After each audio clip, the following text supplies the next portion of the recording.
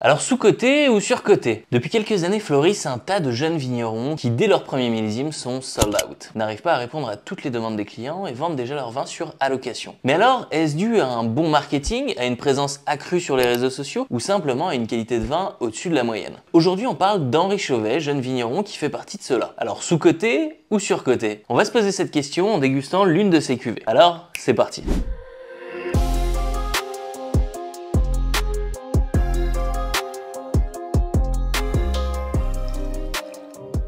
Aujourd'hui, on déguste donc Ciel à perdre, une cuvée d'achat de raisin, puisque sur le millésime 2023, avec les aléas climatiques, Henri a eu beaucoup de pertes sur son domaine. C'est à Boudes, en plein cœur du vignoble auvergnat, qu'Henri a décidé de racheter un domaine en 2021. Dès que les premiers vins sortent, c'est comme une déflagration dans le monde du vin. Tout le monde parle de ces canons. Et on le sait, ça a tendance à nous agacer parfois. La starification vigneronne, pourquoi pas, mais il faut qu'il y ait du vin derrière. Alors toute cette réputation est-elle méritée ?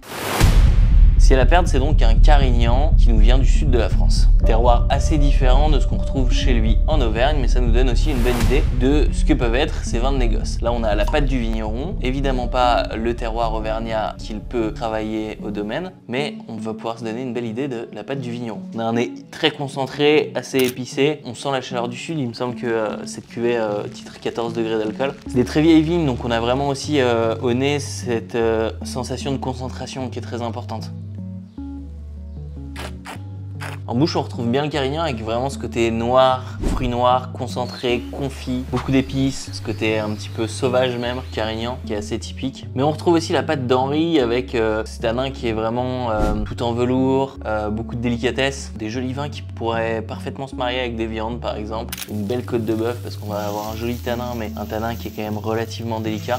Et là, c'est aussi sur ce plan-là qu'on a la patte du vigneron, même si je ne doute pas que les raisins choisis au départ étaient aussi de très belle qualité sur ces vieilles vignes de Carignan. Ce que je trouve toujours très intéressant sur les vins d'Henri, c'est cette dualité qu'on va avoir entre des vins qui sont très proches d'être des vins nature, parfois avec un petit peu de sulfite, mais globalement très peu interventionnistes, et le fait que ce sont des vins qui sont extrêmement consensuels, qui peuvent plaire à tout type de dégustateur. Typiquement, c'est des vins qu'on peut mettre à l'aveugle dans une soirée où les gens adorent les vins trad, ils vont ressortir comme super.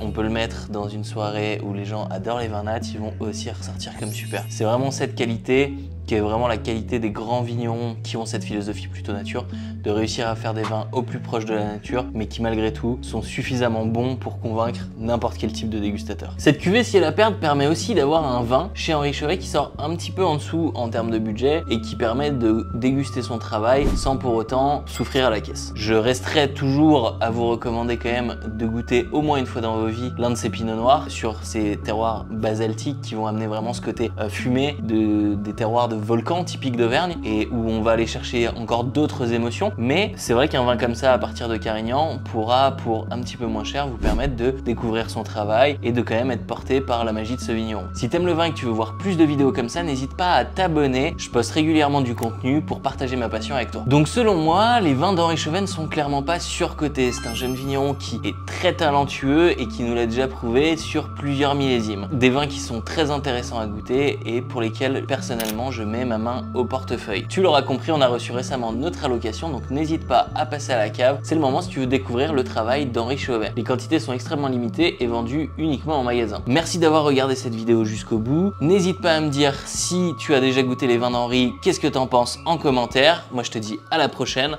Cheers!